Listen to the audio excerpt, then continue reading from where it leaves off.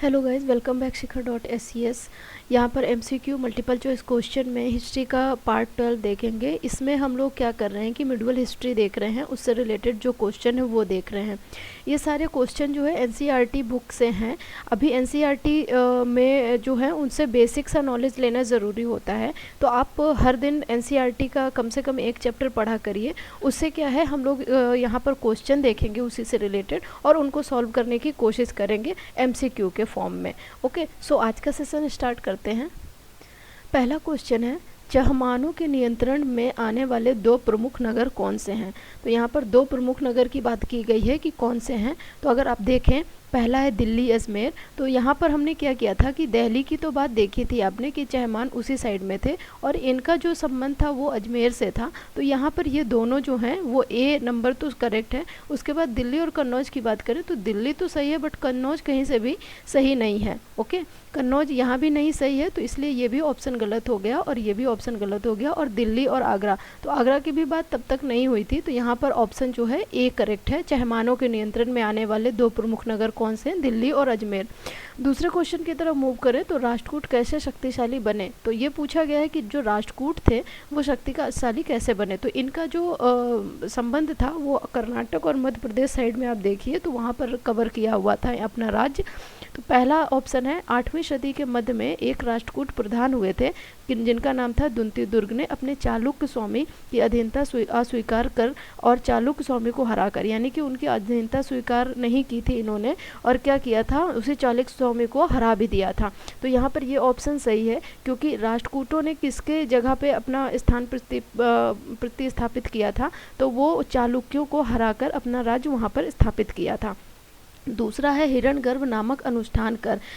हिरण्यगर्भ नामक अनुष्ठान करके उन्होंने नहीं किया था, जब उन्होंने इनको हरा दिया था उसके बाद इन्होंने किया था, तो ये भी गलत है। क्षत्रिय के रूप में दोबारा क्षत्रिय प्राप्त करने के लिए इन्होंने हिरण्यगर्भ नामक अनुष्ठान किया था, तो यहाँ पर ये भी गलत है। तो आप देखिए कि यहाँ पर ए ऑप्शन करेक्ट है। ठीक है, राष्ट्रकूट कैसे शक्तिशाली बने, तो उन्होंने उनका जो प्रधान था दुंती दुर्ग, उन्होंने चालुक्य के स्वामी की अधीनता स्वीकार करने से इनकार कर दिया था और युद्ध में उस स्वामी को भी हरा दिया था।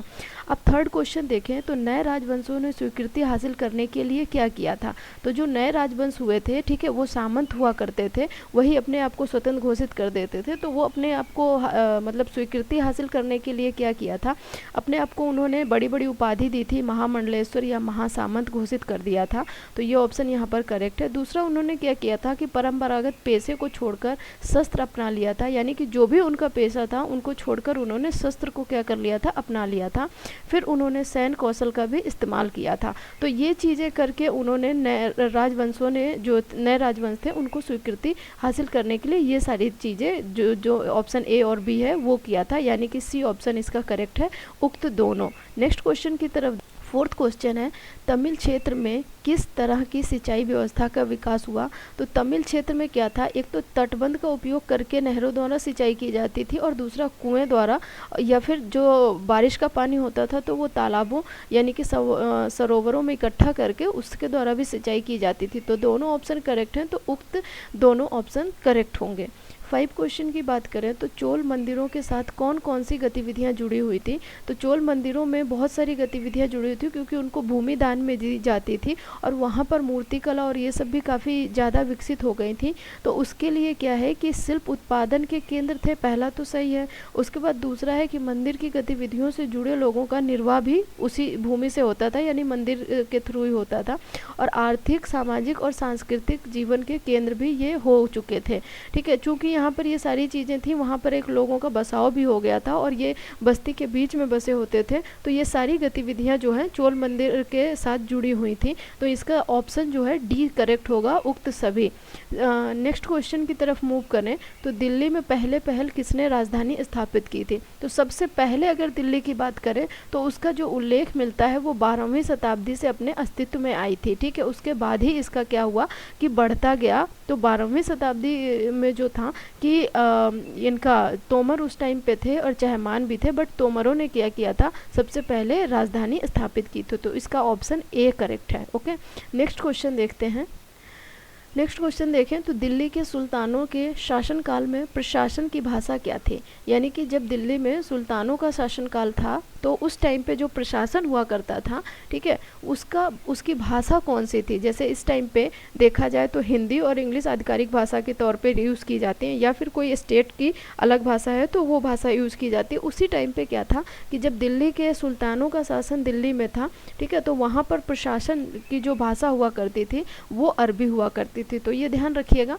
दूसरा जो नेक्स्ट क्वेश्चन है, किसके शासनकाल के दौरान दिल्ली सल्तनत का सबसे ज़्यादा विकास हुआ।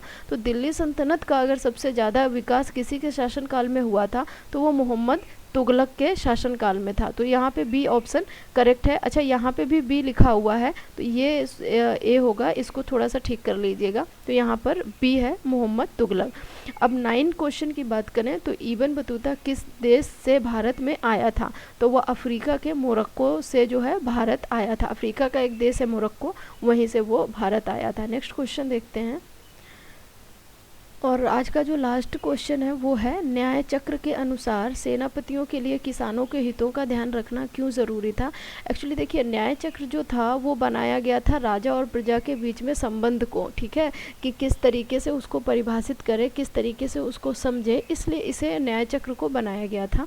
तो यहाँ पर है, किसानों से जो कर लिया जाता था उसी से सैनिकों को वेतन दिया जाता था। तो ये एक व्यवस्था बनाए रखने के लिए ये किया गया था, ठीक है। तो ये पहला ऑप्शन सही है। दूसरा है, खुशहाल व प्रसन्न किसान ही कर चुका सकता है। तो अभी जैसा कि हम लोगों ने बात करी कि न्याय चक्र का मतलब ही है कि किसानों और मतलब प्रजा और राजा के बीच में अच्छा संबंध बनाना। तो वहाँ से ये चीज़ निकल के आ रही है कि खुशहाल व प्रसन्न किसान रहेंगे तो वो अच्छी तरीके से कर चुका सकेंगे, ठीक है, मतलब उनसे ज़बरदस्ती नहीं करनी होगी, वो अपने आप कर चुका देंगे। तो कहीं ना कहीं ये दोनों ऑप्शन सही हो रहे हैं। तो इसका ऑप्शन जो सी है, उक्त दोनों, वो करेक्ट होगा। आई होप कि ये सेशन आपके लिए हेल्पफुल रहेगा।